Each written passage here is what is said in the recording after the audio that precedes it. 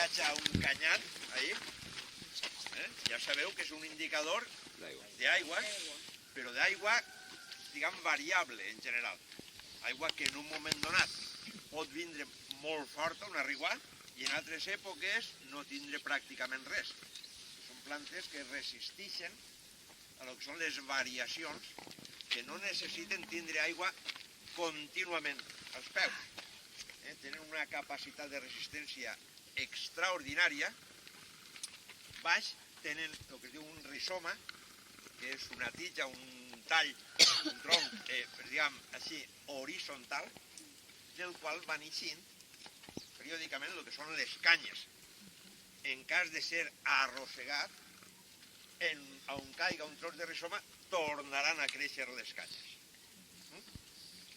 Les canyes, hi ha una llegenda grega, antiga, en el que una nimfa que li dien Sírings, que era una xicona, una nimfa, guapa, era, diguem, desitjada sexualment per un déu que es deia Pan, un déu lleig com ells soles.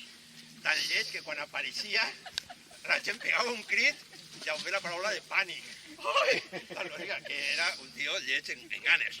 Però bé, este déu, este Pan, darrere de la nimfa, i aquella diu, sí, on vas tu? Aquella corrent, fugint, i quan ell estava ja a punt de casar-la, aquella nimfa demana ajuda a son pare, que era un déu, i aquell la metamorfoseja en canyes.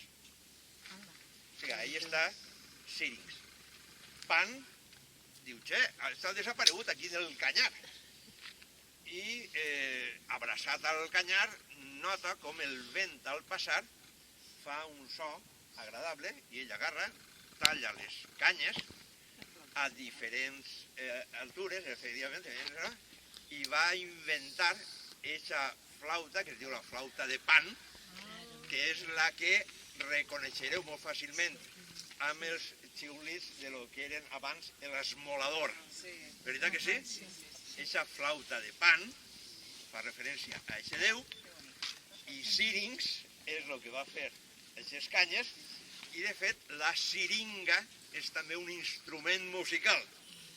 I la siringa és també la part fònica de les aus, canores, dels pardals que canten, i que es diu siringa en homenatge a Sírings, en homenatge a les canyes, en homenatge al vent o a la bufit que quan passa, a través d'elles, produeix tonalitats melòdicament agradables. Ahí ho teniu,